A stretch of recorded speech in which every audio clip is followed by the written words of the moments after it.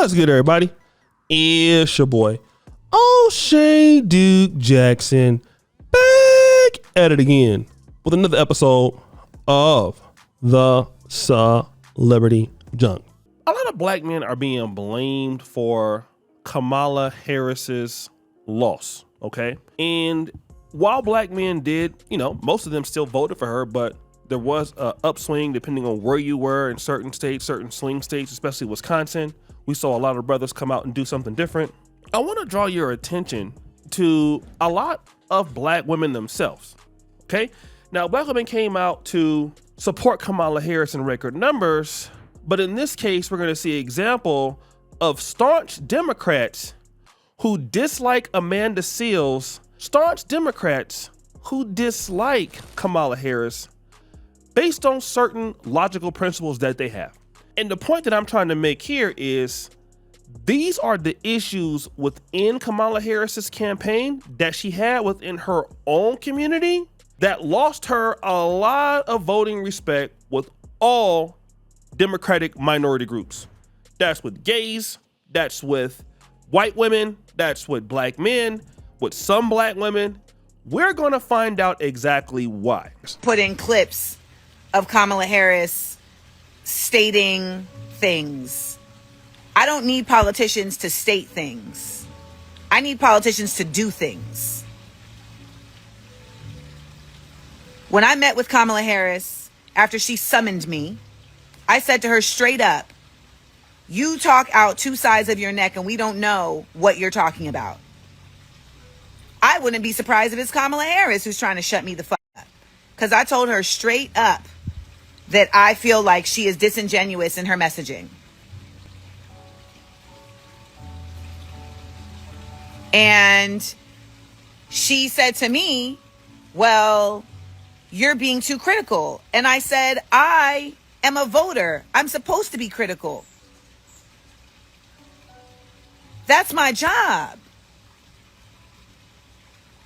And I want to see actions. She said, well, how am I supposed to talk about racism in America without calling Americans racist? I said, well, first of all, there are many racist Americans, but there's also policy, legislation, institution, and systems that are racist that need to be addressed.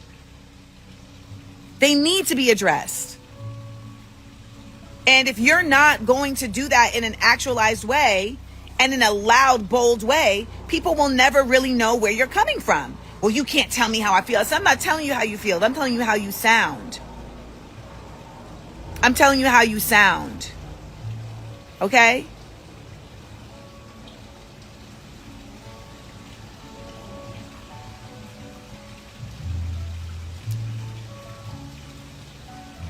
The truth is that you should always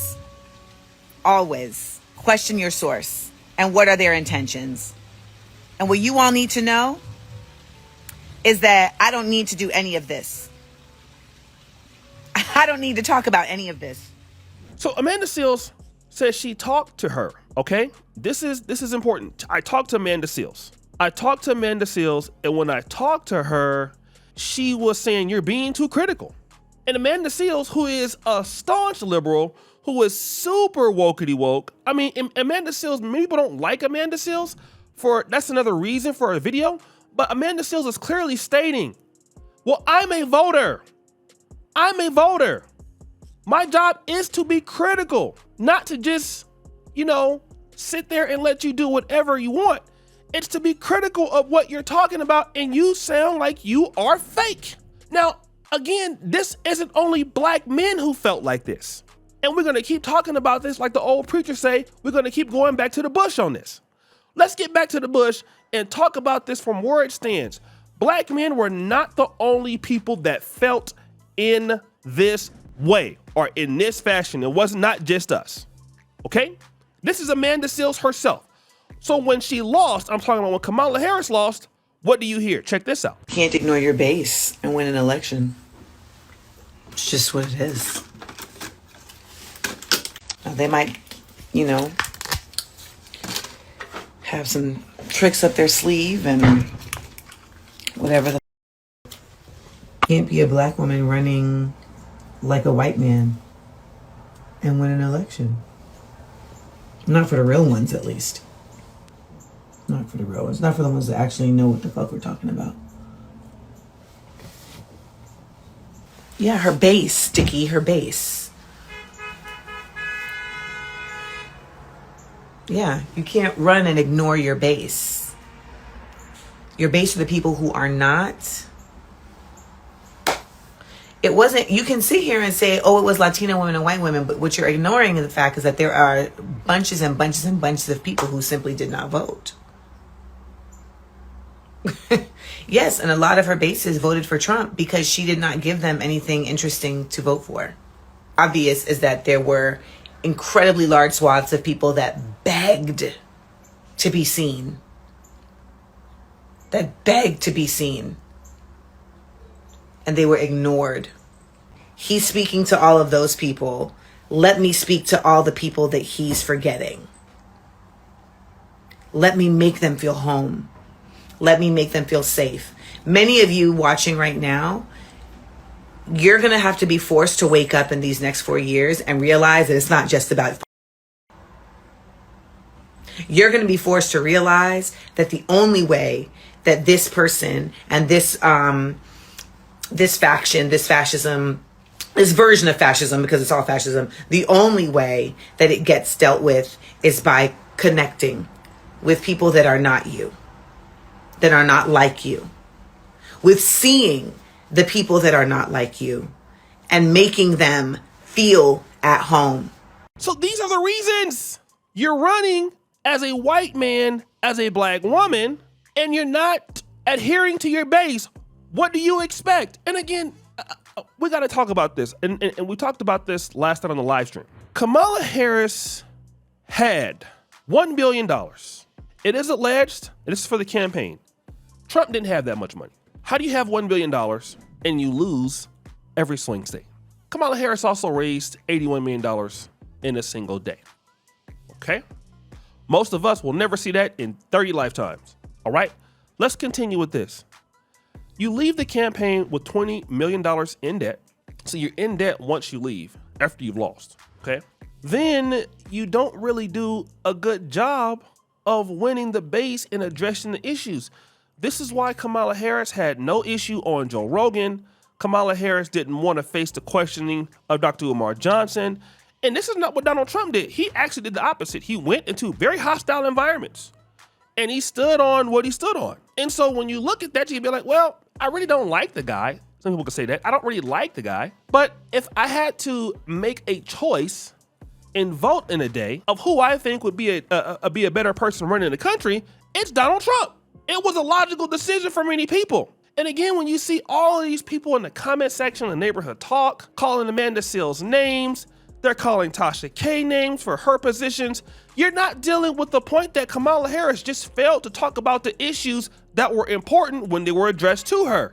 Kamala Harris failed to win the base, okay? She failed to keep the majority of the base because she had nothing to offer anybody. And people got tired of that. Don't blame Joe Biden for that. Blame Kamala Harris for that, because that's exactly where it belongs. And this is an example of, people who have voted in 2020 or even 2016, and then seeing what happened in that presidential administration that we saw, or that we're seeing from 2021 to January 2025, I believe it is very easy to say, oh, okay, well, this person doesn't know what they're doing, or this person is lightweight incompetent, and then you want to blame black men. No, that's a black woman right there describing all of the same issues that many voters or black male voters could resonate with, albeit not exactly that, because some brothers had more issues with economy, with migration, with job security, things like that. Those are some of the issues that a lot of black men had. All right. Again, like reproductive rights, a brother came on the other day. It's like, well, reproductive rights is not really something that men go through, so we wouldn't be so keen on that as a man. But it's like, okay, you don't know what you're talking about. You're saying this and saying that. You're cosplaying blacks, then you're Indian. It seems like you're just flip flopping. And so the base is alienated. So why does she alienate the base? It's Democrats' job. And again, I have numerous videos coming out on this, okay? A lot of black Democrats, instead of really looking at the issues that people have with the party or what's going on with the party, it's a lot of immature behavior when it comes to the position of, well, you guys are not voting for us anymore, so what we're gonna do is start, we're gonna start calling names, start threatening you. I saw one guy, he was there saying like, look, so what we're going to do is we're gonna be on you black men's behind, forever and ever. Since you guys don't want to vote, blue. So we're gonna do a whole bunch of fear mongering. Which, if you're gonna do fear mongering, why would somebody want to vote based on fear mongering? I would want somebody to vote based on the fact that you have me something to offer. Like when I go to Apple and I want to buy a phone, I don't want to buy an iPhone for fear mongering. Okay? Well, if you don't buy an iPhone, these terrible things are going to happen to you in your life. You're going to get hit by a damn tree branch in the face. I don't think about that. I want to go to Apple and buy a phone, and when I give my phone money to these people, I expect that what I'm going to get is, a great device with a lot of opportunities for me to use that make my life simpler and easier and better. That's what I'm looking for. Political parties are no different. I'm looking for something that makes my life easier, that benefits me as a resident of that particular town or that particular country, something like that. I don't want to vote for you out of, well, if you don't vote for me, the worst will come on the next end. And what kind of marketing is that? Or you didn't vote for me, so don't come to me when all this happens. That seems very stupid to me. I'm sorry, it is very dumb. It doesn't make sense. Why don't you be competitive with what you're trying to do? And again, Amanda Seales is completely right. You guys deal with the facts she's talking about. So guys, what do you think it's your boy should do Jackson? Back at it again with another episode of The Celebrity Junk. I appreciate you for all you do. Skirt the bell. We're out.